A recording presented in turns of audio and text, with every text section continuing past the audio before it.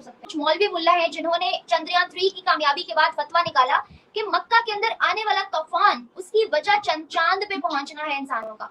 और कुछ मौलवी मुल्ला ये भी थे जिन्होंने अवाम से कहा कि देखा आप लोगों ने, नहीं ना देखा तो कैसे मान लिया कि वो पहुंच गए चांद पे। हिंदुस्तान ने बड़ा शोर होल बर्पा किया था कि वो चांद पे जा रहा है, और सो उसको अंदाजा नहीं है कि वो जो खेल खेलने जा रहा है वो दुनिया में जो एक हिंदू धर्म की हेजेमनी कायम करता जा रहा है, वो पाकिस्तान में एक बालादस्ती का जो ख्वाब देख रहा है वो मुंह के बल गिरेगा। कि एक मुल्क जो कामयाबी की तरफ अपने कदम जमा रहा है, पूरी दुनिया तारीफें कर रही, हमारे उसको ये क्रिटिसाइज करने से क्या उनको कोई फर्क पड़ेगा? बिल्कुल भी नहीं पड़ेगा, उल्टा हम पे लोग हंस रहे हैं। आपने देखा होगा इंटरनेशनल मीडिया पे लोग हम पे हंस रहे हैं कि यार ये देखो किस तरह से मतलब किस तरह का कंट्री है कि अप्रिशिएट करने की बजाय उल्टा हंस रहे हैं। पाकिस्तानियों की तरफ से शदीद क्रिटिसिज्म हो रहा है कि आपने वो पैसे एक मिनट मैंने पढ़ लिया, सुन अली ज़फ़र। दूसरी बात, हम तो रेस में नहीं हो भाई, ठीक है, वो कम से कम कोशिश तो कर रहे हैं, तनकीद की बजाय खलाई साइंसेस पे तवज्जो करें। भाई साहब, पाकिस्तान को स्पेस टेक्नोलॉजी के ऊपर काम करने की जरूरत है और उनके अंदर, तो आप समझते हैं कि हमें भी इस चीज के ऊपर फोकस करना चाहिए, इस तरह के कंपैरिजंस नहीं करने चाहिए? हम तो वैसे ही खला में रहते हैं, हम जमीन पर आए तो हमें पता चले कि जमीन के मसाइल क्या हैं। हमारे लोग जिस तरह की बातें करते हैं, आज लोग सड़कों पे पाकिस्तानी एस्टैब्लिशमेंट को, और पाकिस्तानी मतलब establishment means in the sense government को या सुपारको को सड़कों पे गाली देने शुरू हो गए कि इन्होंने कुछ नहीं किया, पाकिस्तान इंडिया चांद पे पहुंच रहा है, हम यहाँ रोटी के लिए मोहताज हैं, हम यहाँ आटे की लाइन में लगे। सच बात तो ये है।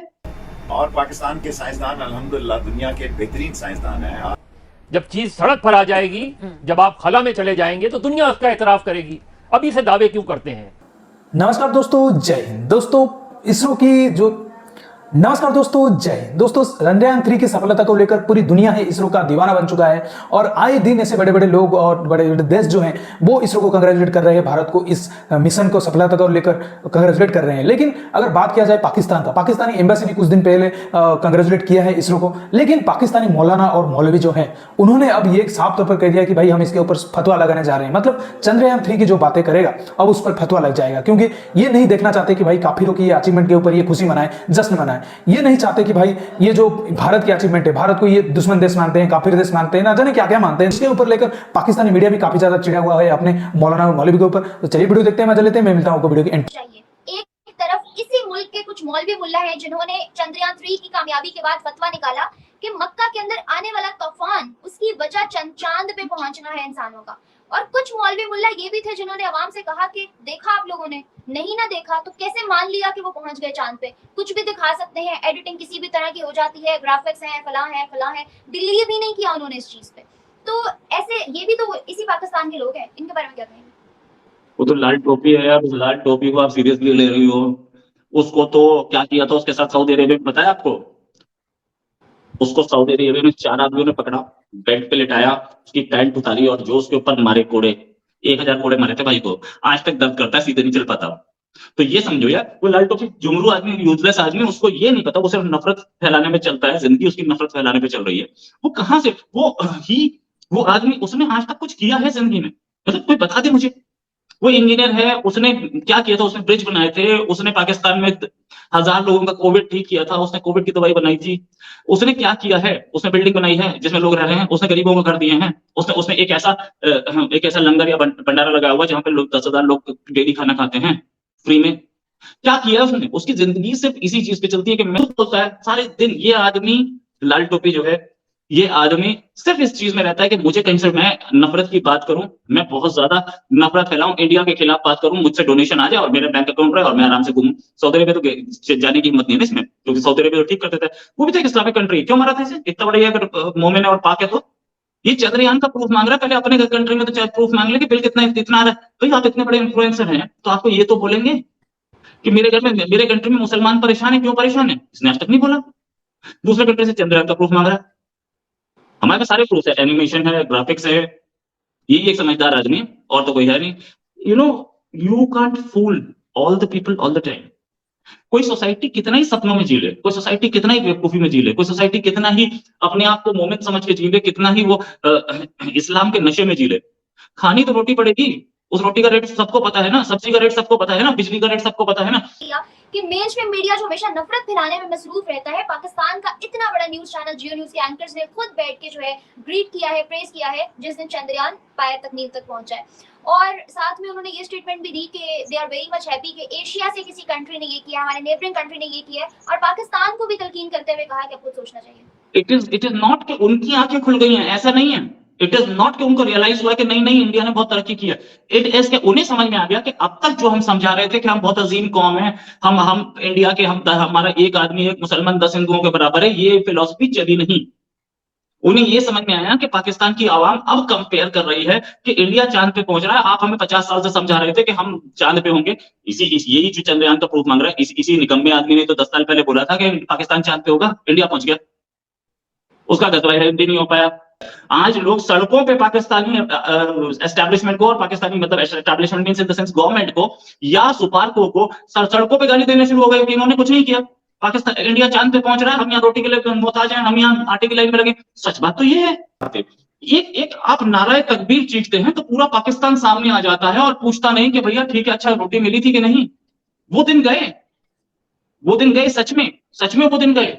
सर यहाँ पर वो कामयाब हो गए, पूरी दुनिया, नासा की एजेंसीज, उसके बाद बड़ी बड़ी एजेंसीज उनको मुबारकबाद दे रही हैं कि बहुत अच्छा लगा भाई आप लोग गए। और यहाँ पर हमारे मीडिया पर्सन्स कह रहे हैं कि भाई ये सिर्फ ग्राफिक डिजाइनर की जरूरत है, ग्राफिक्स के जरिए वो बता रहे हैं कि चांद पे गए हैं। तो क्या कहना चाहेंगे? क्रिटिसाइज करने का कोई तरीकेकार होता है? हम तो दुनिया में अपना मजाक बना रहे हैं। ये बिल्कुल ऐसे ही अब जो हमारा कंट्रोल्ड मीडिया जो है पाकिस्तान का, तो अब उन्होंने क्या करना है, एक तो उनकी पॉजिटिविटी है, उनकी एफर्ट्स हैं, उनका हार्डवर्क है, उनकी जो गवर्नमेंट्स हैं उनके प्लान्स हैं, लेकिन हमारे क्या प्लान है? कोई लॉन्ग टर्म्स कोई प्लान नहीं है हमारे। तो यही बात है कि हमने जो है वो किसी को कहने आप अप्रिशिएट नहीं करना होता, बस उनकी जो है वो जो बैड चीजें होती हैं वो ऐसे ही प्रेजेंट करनी होती हैं, ना खुद करते हैं ना किसी और को करने देते। तो ये हमारा ये वाला सीन है। तो ये बता दिया कि भाई हमारे रॉकेट की रेंज चांद तक है, थोड़ा सा बच के जरा है, वो तो हमें खाते भी नहीं लेते, वो तो चाइना के साथ मुकाबला करते हैं।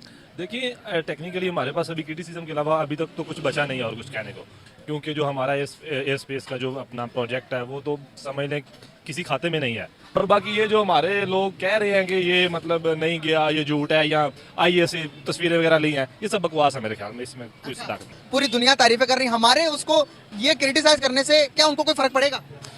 बिल्कुल भी नहीं पड़ेगा, उल्टा हम पे लोग हंस रहे हैं। आपने देखा होगा इंटरनेशनल मीडिया पे लोग हम पे हंस रहे हैं कि यार ये देखो किस तरह से मतलब किस तरह का कंट्री है कि अप्रिशिएट करने की बजाय उल्टा हंस रहे हैं, और खुद तो कुछ करना नहीं है। बाकी ये है कि उनके कीड़े निकालो जितने निकाल सकते हो। एक तरफ हम हैं जो यहाँ पर रोटी की जंग लड़ रहे हैं कि आज खाएंगे, कल का पता है या नहीं है, पता नहीं है, तो दूसरी तरफ हमारा पड़ोसी मुल्क है, वो भाई डे बाय डे कोई नई टेक्नोलॉजी मुतारफ करवा रहा है, कोई नया मिशन मुतारफ करवा रहा है, टेक्नोलॉजी में डे बाय डे आगे जाता जा रहा है। क्या राज है उनके पास? प्रायोरिटीज की बात है ना, असल में हमारी प्रायोरिटीज कुछ और है, तो फिर ये चीजें इसी तरह से चलेगी भाई। हमारा कोई फ्यूचर नहीं, कोई भी नहीं, कहते कोई नहीं है। क्या कहना चाहिए? नहीं, ये तो यही है ना कि हाथ में अपने थूक उड़ी, या एक बात है। दूसरी बात है कि हम चांद पर थूक रहे हैं, चांद की मिसाल है तो हम चांद पर थूक रहे हैं, वो थूका हमारे मुंह पर ही आएगा। अगर हम जा नहीं सकते हैं तो कम से कम तनकीद से बाज रहे हैं। वो जो हमसे 30 40 साल 50 साल आगे हैं, हमें वो 50 साल खामोशी से मेहनत करनी चाहिए। हमें अंदाजा हो गया कि हम कहाँ पर रहते हैं। तो हमें बताया गया या हम एक्सट्रीमिस्ट हैं? वो यार प्रो एक्सट्रीमिस्ट, इसमें कोई दो राय नहीं। हम बहुत किस तरह से हम तो कहते ही नहीं, हम ना कहें मैं ना मानूं क्या बात, हम एक्सट्रीमिस्ट हैं। उसकी मिसालें हमारे पास मौजूद कहाँ पे? मतलब सियालकोट में मिसाल एक पड़ी है, वो सड़क के ऊपर एक प्लस्तर बना हुआ है, बंदा पोस्टर है, वो आप जाके उखाड़ के देखें, वो कहेगा, उसकी लाश कहेगी कि मैं इस तशद्दुद ज़्यादा और एक इंतहापसंद माशरे की में चीचावतनी में एक खपती बंदे को मार दिया गया।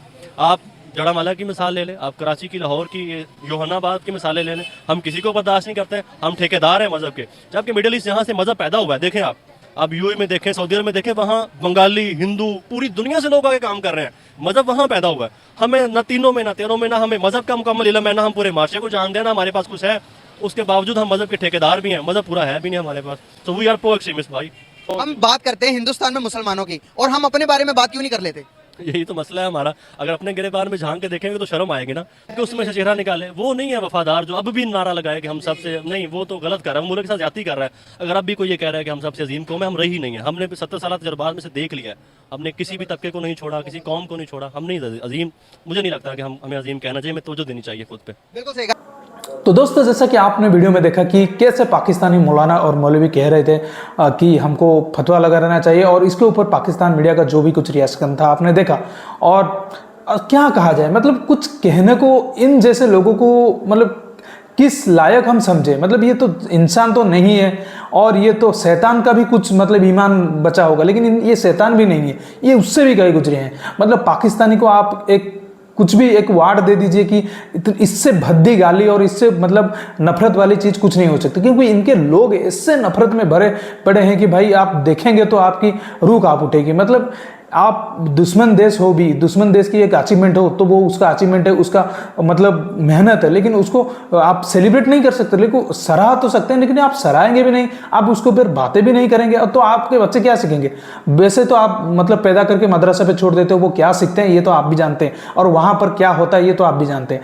लेकिन इस तरीके की नफरत आप इंडिया के लिए पाले हो, और क्या करोगे इस नफरत को लेकर? तो 76 साल से आप भीख मांगने पर आ गए हो, और कितना भीख मांगोगे? तो दोस्तों इस वीडियो में इतना ही। अगर वीडियो अच्छा लगा तो जरूर लाइक कर दीजिए, चैनल को सब्सक्राइब करके ऑल बटन जरूर दबा दीजिएगा, ताकि हमारे लेटेस्ट वीडियो की नोटिफिकेशन आप मिस ना कर सके। और पाकिस्तानी मौलाना को लेकर आपका क्या राय है कमेंट सेक्शन पर जरूर मेंशन करिएगा। मैं रुकता हूँ, जल्दी मिलूंगा एक नई वीडियो के साथ, तब तक के लिए जय हिंद, वंदे मातरम।